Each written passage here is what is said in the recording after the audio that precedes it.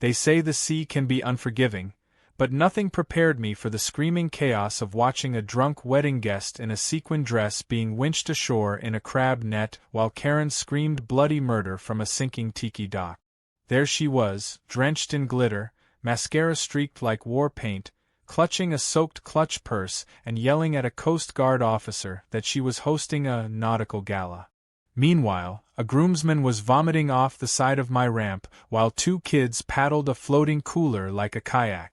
It wasn't a dream. It was Saturday evening. And it all started because Karen blocked my boat ramp for her party and told me I was just a fisherman. What she didn't know was that this quiet, bearded guy with a bait shed and a crab boat also owned every inch of the land she tried to turn into her personal marina. And I was done playing nice. 2 days before the madness, everything was normal. I just returned from an early run out past the cove, checking traps before the tide turned. I backed my boat up the ramp and parked it like I had for the past 15 years. The boat ramp was technically mine, legally tied to my property deed, inspected and registered through the county. I built it myself with poured concrete and a lot of sweat. Most neighbors respected that. But Karen? Karen had other plans. Karen moved in 3 months ago with a real estate agent's smile and an attitude that made her presence known immediately. She wasn't just joining the HOA, she declared herself the new vision. First it was complaints about boat trailers being eyesores. Then she distributed laminated pamphlets calling for a more luxurious image for our historic coastal community. It would have been funny if she hadn't started roping in newcomers who believed her. The cherry on top? Last week, she dropped off an envelope at my porch labeled Event Notice with a fake gold seal on it. Inside was a typed letter explaining that my ramp would be temporarily reserved for the HOA's annual yacht and shoreline celebration. Except no such event had ever happened before. It was clearly something she invented to impress people. I laughed at first, thought maybe she just didn't understand how property rights work. So I walked over that afternoon to clear it up. Her house was already buzzing with party prep. 2 rental vans were unloading folding chairs and oversized centerpieces shaped like lighthouses. When I rang the bell, she opened the door in sunglasses and a Bluetooth headset like she was coordinating the Oscars. I calmly asked what was going on with the ramp. She gave me a look like I was gum on her heel. "Oh, you mean the boat access thing," she said. "Yeah, we've got that reserved Saturday. It's going to be stunning. The press might even show up.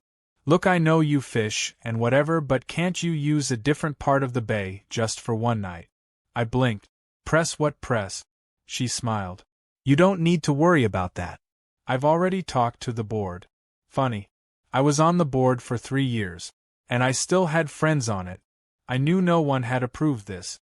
I reminded her that the ramp was private, not HOA managed. She interrupted me with a pat on the shoulder and said, "You can still come. We'll even have oysters. I just need the ramp clear from Friday night through Sunday morning. Shouldn't be a big deal." I walked away without arguing. There was no point. She'd made up her mind and steamrolled right over me with a spray tan and event planner confidence. But I wasn't angry. Not yet. Just stunned. I thought maybe someone else would talk sense into her. Surely the other neighbors wouldn't be okay with this. Surely the HOA president, a retired nurse named Marcy, would shut it down. But when I reached out, Marcy just sighed and said Karen had claimed I gave permission. She thought it was all handled. Karen had sent around an email chain. Fake. That was the moment I went from annoyed to calculating. Because if Karen thought she could lie, manipulate, and party on my land, then she'd better be ready to deal with what happens when a man who knows the tide, the law, and the Coast Guard gets to work. Friday morning I came home from an early run and found the entire ramp area barricaded with tiki torches, a velvet rope stanchion, and an easel sign that read "Welcome aboard Karen's Shoreline Experience" in bubbly gold script. Portable docks were already inflated and anchored haphazardly into the water. I found someone trying to plug an extension cord into the outlet behind my bait shed. I calmly disconnected it and locked the breaker box. The guy didn't even argue. He just shrugged and went back to blowing up inflatable flamingos. The kicker came when I noticed a yellow rope tied across the top of the ramp with a handwritten sign that read "Private Event, Do Not Enter." That sign was hanging from a post I'd sunk into the ground 12 years ago with my late brother. That rope was draped across the ramp I'd poured one wheelbarrow at a time. And now it was draped in pink lace and foam anchor cutouts. Karen had officially crossed into trespass territory. I didn't yell. I didn't threaten. I just walked back into my house, made some calls, and opened my laptop. See, I'd been quietly documenting HOA nonsense for months. I had trail cam footage of Karen sneaking onto properties, video of her plucking a crab trap off my skiff last week because she thought it was trash, and most importantly, I had every single zoning and property code neatly organized in a folder labeled "just in case." That afternoon I called in a few friends. Real sea dogs. Not yacht clubbers. These were the guys who'd helped me rebuild after Hurricane Ida, who knew what to do when a tide came in too fast or a party went sideways. We met under the pier with bait buckets and grins. I explained the plan. They laughed, said I was insane. But they were in. We watched as the party bloomed Saturday morning. Guests arrived in heels and linen suits, stepping around fish scales and old bait wrappers. A DJ booth floated on a rented platform, powered by a generator whining like a mosquito. Karen waved at everyone like she was queen of the sea. She even made a toast on a floating deck with sparkling cider, and said "to new beginnings and better neighbors." I stood on the edge of my lawn, hands in my pockets, watching as one of her cousins tried to park a jet ski inside my oyster pen. When the first inflatable dock started sinking because someone overloaded it with a photo booth and props, Karen screamed for help. The DJ tried to play over it with club music. A drunk guest fell into the water trying to retrieve his loafer. Another tried to paddle a decorative canoe that was zip-tied to the floating bar. I could see the panic setting in. That's when I picked up the phone and called the Coast Guard. Then I called in my boys. And as the sun started to set, we readied the nets. Not to catch fish, but to catch the fallout of one woman's ego gone overboard. Because when you disrespect the sea, and the guy who owns the ramp, it will always come back to drag you in. By sunrise on Saturday, the air buzzed with the overconfident giddiness of a party planned by someone who thought glitter and hashtags could overcome seawater and property laws. Karen's rented crews were scurrying like ants over the ramp, setting up final touches with no clue they were building atop a ticking clock. I stood on my porch with my coffee, watching a man in a tucked-in polo attempt to tape faux wood flooring over the dock surface, while two teenagers inflated giant metallic balloons shaped like anchors and martini glasses. Just past them, the floating DJ stage groaned against the current like it knew what was coming. Karen strutted around with a clipboard, sunglasses, and an actual megaphone, barking orders like she was the admiral of a failing cruise ship. The most surreal part was that everyone around her acted like this was normal. I didn't bother confronting her again. That phase was long gone. The plan was already in motion. Coast Guard had acknowledged the complaint, but I knew they wouldn't interfere unless things got out of hand. So my backup crew was on standby. Gary, who once towed a whale carcass with his shrimping boat, was out on the water near the drop buoy. His deckhand Billy had already tied off the oversized crab nets we'd repurposed for what I was now calling Operation Soaked Ego. Mark, my cousin from 2 bays over, waited near the inlet with his dredging skiff just in case we needed to redirect any floating platforms. The only thing left was to wait for nature and idiocy to do what they always do best: collide. The first wave of guests arrived around noon. Parking overflowed into yards, and by the time someone blocked my neighbor's driveway, the HOA hotline was ringing nonstop. Karen had actually hired valets, college kids in vests who looked terrified and confused about whether they were parking sedans or tying up dinghies. One even tried to put a numbered ticket under a boat's windshield. I watched as guests walked around holding wine glasses and snapping selfies next to "Yacht Life" signs taped onto crab cages. They were dressed like they were auditioning for a reality show, some even wearing sailor hats and sequined shoes. A few guests attempted to approach my dock, but were stopped by a teenage usher who told them the VIP access ramp was for hosts and yacht staff only. I nearly spit my drink when I heard that. Yacht staff. On my boat ramp. As the tide began to rise, things started shifting. Literally. The floating dock Karen had rented wasn't built for saltwater currents or uneven loading. It had been designed for shallow lake events with a strict capacity limit, not for a bouncing dance floor in open cove water. But no one told the DJ that, because the man was playing club remixes so loud that nearby osprey nests shook. The makeshift bar had started tilting. One of the rented bartender girls lost her footing and dropped a tray of martinis into the bay, where they floated like defeated water lilies. The guests laughed it off. Karen waved and told them it was part of the ambience. I could see the problem before they could. The portable dock was chained to the sea floor with anchors too small to hold the drift. With every tide surge, the entire setup crept a few inches farther into the inlet. But Karen was too busy posing with a seafood tower for Instagram to notice. Her cousin Ron was on the mic doing boat trivia games, and a lady in high heels tried climbing into a swan floatie meant as decor. By mid-afternoon, a jet ski had knocked over one of the palm plant props, sending Karen into a screaming fit. And just as the first gust of wind rolled in, someone spilled shrimp cocktail sauce all over the electrical power strip feeding the lights. That's when the DJ booth cut out. A puff of smoke shot from the equipment, and the music died with a sputter. Guests looked around confused while Karen screamed something about backup batteries. As the wind picked up, the floating platforms started to sway. One section dipped as too many people clustered on one side.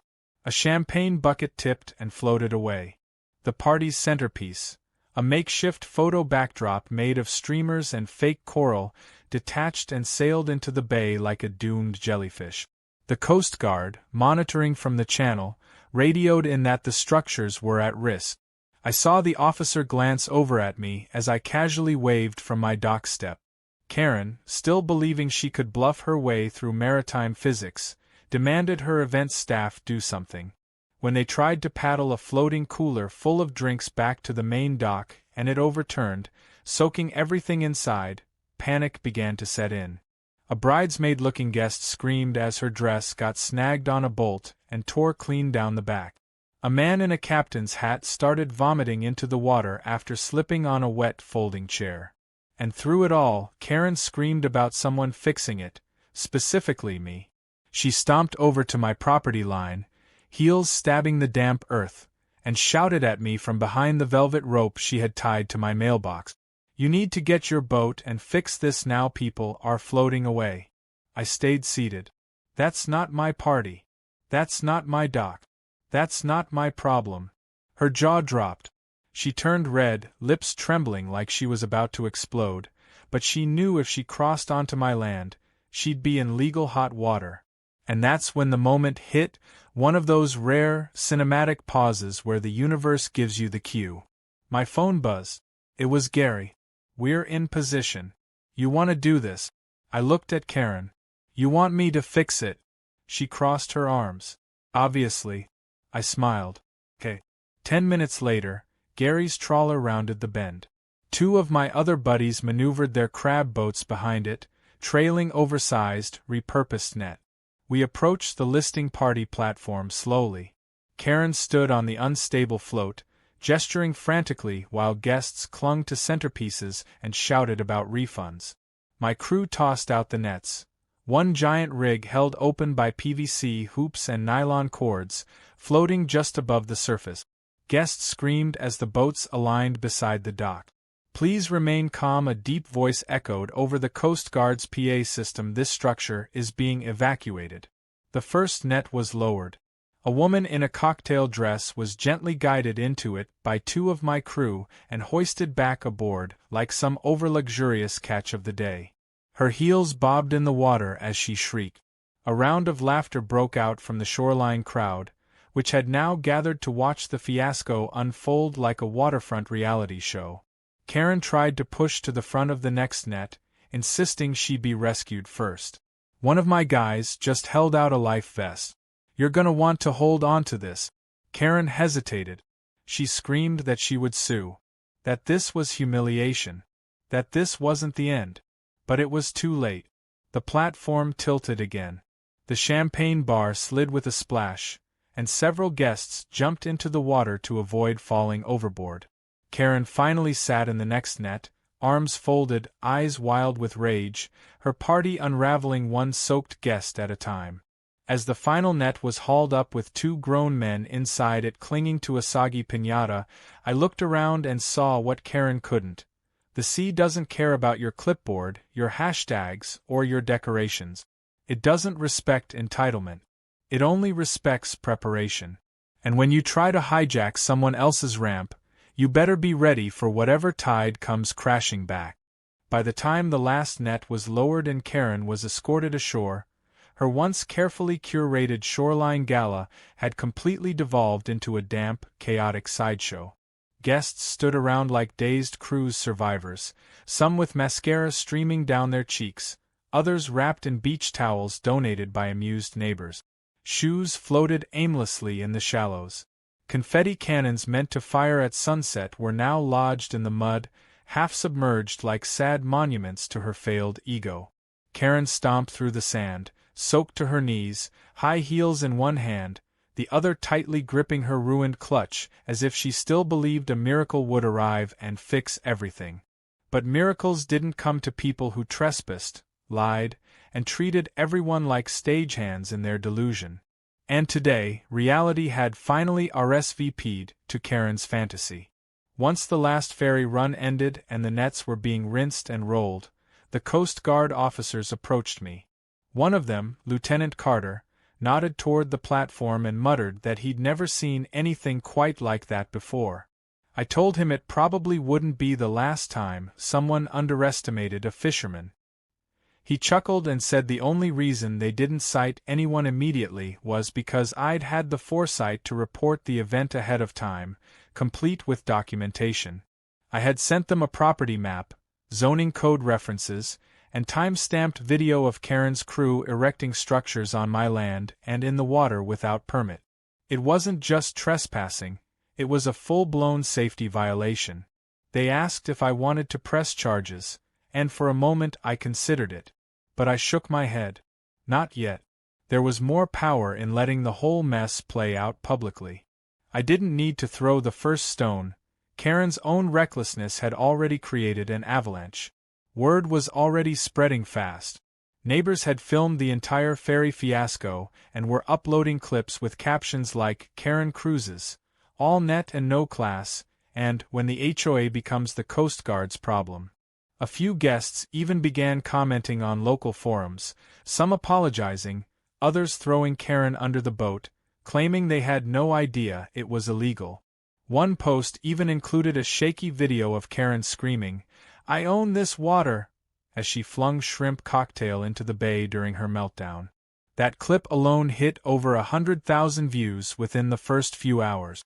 Back on dry land, I quietly began dismantling the decorations left scattered around my ramp. Most of the fake nautical props were waterlogged beyond saving, but I kept a few out of curiosity. A plastic anchor with the word "Dream" glued in glitter across it, a bent flamingo floaty, and one absurd tiki torch that somehow hadn't toppled. As I cleaned, a few neighbors came by to pat me on the back, some bringing coolers of beer, others laughing so hard they could barely get their words out. Even old Mrs. Langley from 2 houses down hobbled over just to say it was the most fun she'd had since bingo night in 2014. It seemed the entire neighborhood had been silently waiting for someone to stand up to the HOA's newest storm in heels, and now that it had happened, there was a kind of communal relief spreading through the community like sunlight after a hurricane. I finally made my way back to the house as the sun dipped low and the cove settled into evening stillness. My phone was buzzing non-stop with messages. Some from friends out of town who saw the viral clips, some from old fishing buddies congratulating me on becoming king of the doc drama, and a few from anonymous numbers, likely Karen's guests, demanding I explain myself. I didn't answer any of them. I just sat on my back porch, cracked open a cold drink, and let the breeze carry away the last echoes of the day's disaster. But I knew this wasn't the end of it. Karen didn't strike me as the type to retreat quietly. She'd be plotting, scheming, trying to turn this into some kind of narrative where she was the victim. And I had to be ready. The next morning brought the storm I'd expected. Not from nature, but from Karen. She marched over with 2 soggy envelopes, one labeled Formal HOA Complaint and the other marked Legal Intent. She slammed them onto my porch railing like they were court summons, lips tight and trembling with rage. She accused me of endangering her guests, of deliberately sabotaging her event, of humiliating her in front of influential people. I calmly asked if those influential people included the man who fell into the bay clutching a disco ball or the woman who mistook a jellyfish for a decorative napkin. That didn't go over well. Karen screamed that I was finished, that she would make sure I never hosted another illegal boating activity again. I reminded her that she was standing on my private property and that any further threats would be documented. She didn't blink. Instead, she pointed a shaking finger and shouted that I was going to regret this. I asked her to leave.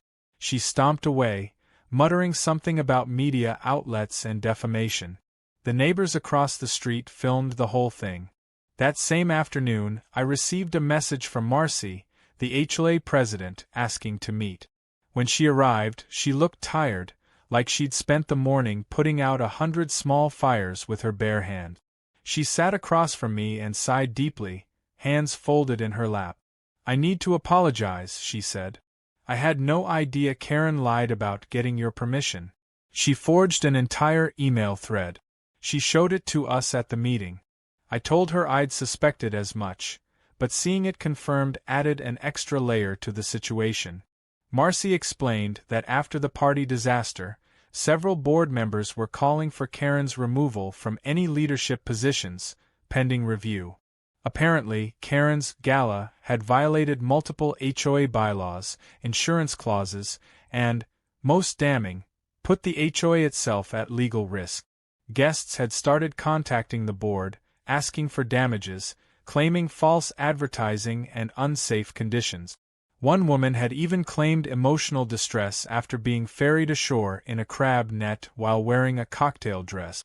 That detail alone seemed to bother Marcy more than anything else. She looked at me and shook her head. "You know, if you had told me 5 years ago that someone would host a yacht party on a crab ramp and end up in court over it, I'd have called you crazy." I smiled. "That's the bay for you. Always full of surprises." Marcy assured me the board would issue a formal apology and that they were reviewing Karen's behavior for disciplinary action. She even offered to support any complaint I might file. I told her I'd think about it. But truthfully, I didn't need revenge in the form of paperwork. Watching Karen's empire sink in real time was more satisfying than any fine or hearing. The following evening, Karen tried one last stunt. She posted on the community Facebook page, painting herself as the gracious host of a well-meaning party that was sabotaged by an uncooperative neighbor. She claimed the nets were a cruel prank, that the Coast Guard had overreacted, and that the local dock owner was known to be hostile. But within minutes, the comments flooded in. Guests refuted her version. Neighbors posted photos, videos, and first-hand accounts. Someone even uploaded a meme of Karen yelling in the net with the caption, "Caught in the act." By the end of the hour, her post was removed and her account was deactivated. With the drama still simmering, I knew we weren't quite done yet. Karen was bruised, but not out. People like her didn't fade quietly. They dug in, regrouped, and came back louder. But I wasn't worried. Because the truth was out, the neighborhood was watching, and I had one final surprise left. Something Karen didn't see coming. Something that would turn the tide entirely. And when the time came, she'd learn that boats aren't the only things that make waves on the bay. 3 days passed without a peep from Karen. The silence was unnerving, like the eye of a storm that had paused just long enough for you to convince yourself it might pass. But I knew better. Karen wasn't the type to disappear quietly. She was regrouping, recalculating, probably rewriting the entire narrative of her party disaster to pin it all on me. The neighbors, meanwhile, had already formed their conclusions. Most of them were still laughing about the crab net fiasco, calling it the most memorable HOA event in the history of the neighborhood, though it was never sanctioned to begin with. Every time I walked past someone's yard, I was greeted with a smirk, a nod, or some variation of Captain Mike to the rescue. It was lighthearted, sure, but I could feel the real shift too. People who had been afraid of Karen's petty power plays were suddenly unafraid to speak up. Her fear factor had deflated along with her party balloons. That Thursday morning, I got a visit from a county zoning officer. A younger guy named Lucas, fresh-faced but trying to look stern, came to do a routine inspection of shoreline permit. I dealt with enough of these to know how they worked, and I welcomed him in with no fuss. He pulled out a clipboard and asked for property markers, my permit file, and confirmation that the ramp was original construction. I provided everything without hesitation, and then casually asked if this was sparked by a complaint. Lucas hesitated, then nodded once. He didn't say the name, but he didn't have to. Only one person in the area would try to weaponize bureaucracy after losing a party war. Karen had filed a complaint alleging I'd constructed an unpermitted commercial-grade dock, claiming it was a hazard to the community and a potential code violation. I almost laughed, but Lucas looked too uncomfortable for me to enjoy it. I asked if she had provided any photos or evidence. He showed me copies. Screenshots from the party that showed my ramp in the background, with Gary's trawler docked beside it and the crab nets laid out on the concrete. I raised an eyebrow. So, because someone else used my ramp to rescue her guests, it's now considered commercial use? Lucas shrugged, clearly aware of how ridiculous it was. He muttered something about needing to file a report and check the specs against the original build plans. I handed him the original permit stamped by the county 12 years ago, complete with photos of me pouring the first layer of concrete with my brother. His shoulders relaxed a bit. I told him I'd be happy to walk him through the site, show him the measurements, and even pull up time-stamped surveillance footage to back up my claim that I hadn't charged a dime for the ferry rescue. We walked the ramp together, and Lucas quickly realized this wasn't some luxury pier or illegal marina. It was a private boat ramp built by hand, maintained legally, and used daily. By the time he left, he assured me he'd close the case out with no violation. I thanked him and told him to watch out for Karen's next act. She might accuse someone of building a pirate ship next. But Karen wasn't done. That evening, an envelope showed up at my gate, this time not from the HOA or the zoning office. It was from a small law firm downtown. I opened it slowly, already guessing what I'd find inside. A cease and desist letter. Accusations of public humiliation, property interference, emotional distress, and character defamation. Apparently, Karen was threatening to sue me for everything from physical endangerment to event sabotage. She claimed I had intentionally orchestrated a marine extraction stunt to humiliate her and that her reputation had suffered irreparable damage. The letter demanded a public apology, financial compensation for her ruined party, and a signed agreement that I would cease all online commentary, visual mockery, and physical interference with future HOA events. I didn't know whether to laugh or frame it. The sheer audacity of her trying to flip the script like she hadn't stolen my ramp, lied about having permission, endangered her guests, and then begged for help when it all collapsed. I called my lawyer, explained the situation, and faxed him every piece of documentation I had, videos, emails, property deeds, witness statements. He read through the cease and desist and chuckled. He told me to sit tight, keep records of everything, and under no circumstances respond directly to her threat. Let her swing wildly, he said. She's digging her own hole. And she was. Over the next few days, more information started coming out. A guest from her party, someone with a background in hospitality law, posted a detailed comment on the neighborhood forum explaining that Karen had fraudulently advertised her party as HOA-sponsored. That post gained traction fast. Another guest uploaded screenshots of the invitation, which referred to the event as a community gala sanctioned by the Shoreline Neighborhood Association. That was a lie. And a big one.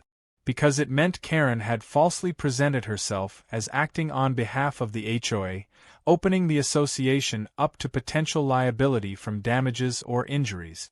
The board called an emergency meeting, and to their credit, they invited me to attend. I walked in wearing a plain shirt and jeans while Karen showed up in a blazer and pearls, looking like someone auditioning for a legal drama. She barely looked at me. The board members took turns asking questions about the forged emails, the misuse of property, the fraudulent invitations.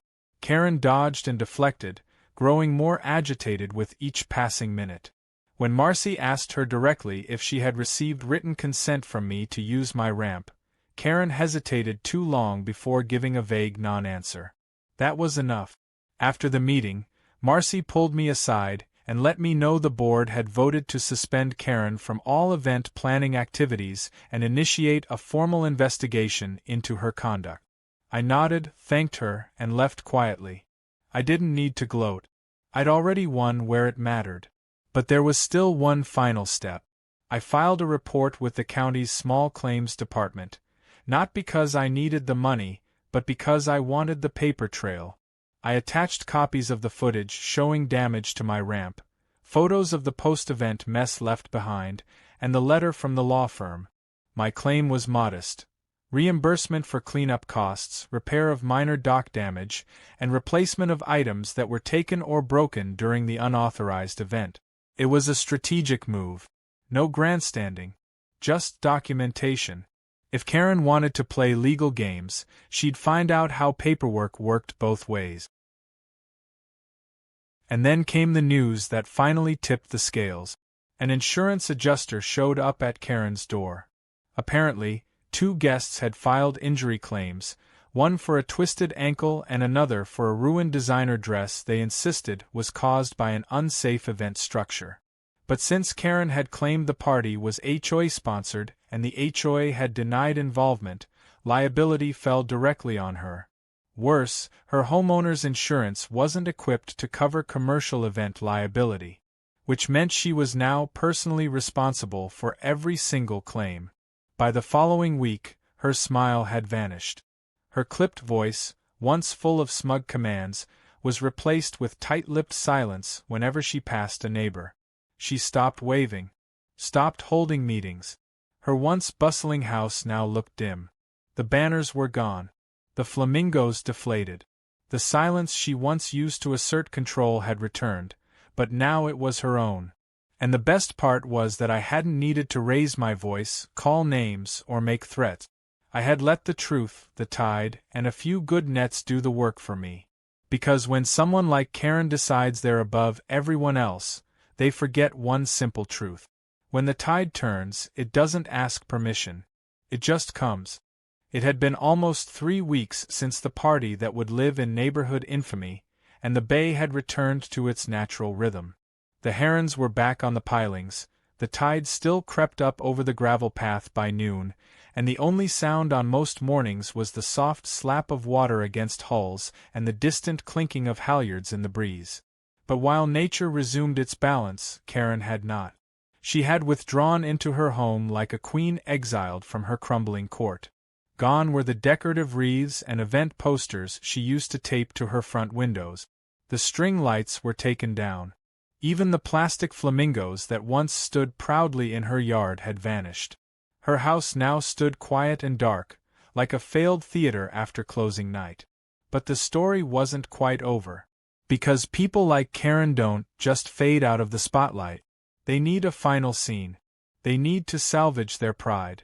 And in true Karen fashion, that final scene came in the most tone-deaf, over-the-top way imaginable. Early on a Sunday morning, I noticed a sign being staked near the clubhouse at the center of the neighborhood. It was painted with glittery letters and florid calligraphy, and it read, Sunset Reflection Gathering, hosted by Karen. Below, in smaller print, a reconciliation evening for the community. Formal attire encouraged. Hors d'oeuvres provided. I stared at it for a long minute, blinking against the early light, unsure if I was reading it right. But there it was, Karen's grand comeback attempt, disguised in soft words and glitter glue. Word spread quickly. Some neighbors were curious. Some thought it was an apology. Others were just eager for free snacks and the next round of drama. I had no intention of attending. I figured the best way to handle it was to let her have her last act and be done with it. But then I received a call from Marcy. She was attending out of obligation and suggested I come too. Not because I needed to engage, but because it would show the neighborhood that I wasn't hiding from anything. I wasn't sure I cared, but I respected Marcy, and so I agreed. That evening, the sunset was golden and dramatic, the sky painted in deep orange streaks that glinted off the bay like someone had poured fire into the water. I arrived in a clean shirt and boots, nothing flashy. As I walked up to the clubhouse lawn, I saw clusters of neighbors already gathered. Some were dressed up, some weren't. Karen stood near a folding table draped in white fabric, smiling at everyone like she was hosting a charity gala. She wore a silky blouse and a microphone headset because of course she did. She greeted people with that tight, politician's smile, hands clasped like a pageant host. I didn't say anything as I arrived. Just nodded to a few familiar faces and leaned against a tree near the edge of the grass. The table was stacked with mini quiches, wine in plastic glasses, and a centerpiece shaped like a lighthouse. Karen tapped her headset and began speaking into a small portable speaker. She welcomed everyone with the usual pleasantries, then quickly pivoted to the real reason for the event. She explained that recent unfortunate misunderstandings had created tension in the neighborhood. She said she regretted that certain events had spun out of control and that misinformation had spread too quickly. She never used my name, never admitted fault, but instead used a sea of passive language to describe what she'd done, like it had all just happened without her involvement. It was less an apology and more of a performance, crafted to make her sound like the misunderstood hostess whose only crime was loving her community too much. I stayed quiet, but the crowd didn't. Someone near the back, one of Gary's friends, let out a short, sarcastic laugh. Another woman muttered something under her breath. Karen continued, undeterred, and began showing slides on a portable screen, a highlight reel of her party preparations, complete with before and after images. She actually showed a photo of the floating platform before it sank and said, "This could have been a tradition." Then came the real kicker. She announced that she would be stepping down from her HOA event planning duties, not because she was being forced, she clarified, but because she wanted to give others a chance to serve the neighborhood. A few people clapped, most didn't. It was all so manufactured, like she thought giving up a title she made up herself was some grand act of nobility. I thought that was it. But then she turned to the screen and clicked one last image, a photo of my boat ramp taken weeks earlier. Not the party day, but an older photo she must have pulled from somewhere. She called it a symbol of shared community space, and said it represented the unity we should all aspire to. That's when I stepped forward. I didn't raise my voice. I didn't take the mic. I simply spoke loud enough for everyone to hear. I said, calmly, that the boat ramp was not community property. It had never been. It was built on my deeded land, constructed legally, and maintained by me, at my expense. I reminded them that it had been hijacked without permission, turned into a safety hazard, and only through the cooperation of some good neighbors had a complete disaster been avoided. Then I turned to Karen and said if she really wanted to show unity, the first step would be to stop lying. There was a beat of silence. A long one. Karen blinked, her mouth slightly open like she was buffering for a response. But before she could, a voice from the crowd called out, "He's right. We saw the whole thing. She never had permission." Then another voice added, "That party nearly drowned my nephew." Karen lowered the mic. Her face flushed. She mumbled something about misunderstandings and gratitude for everyone coming, then quickly moved to the snack table like nothing happened. But the event fizzled. People started leaving in small clusters. No one stayed to hear more. The power of her illusion was broken. A few days later, a moving truck pulled up to her house. Whether it was a full move or just clearing out the last of her party gear, no one could say. But it didn't go unnoticed. I watched from my porch as the truck driver attempted to back up over the edge of the ramp, probably trying to turn around. He didn't make it far. Because a few weeks earlier, I had installed a heavy-duty steel gate across the start of the ramp, complete with a sensor-controlled arm and a sign that read, "Private access. No trespassing.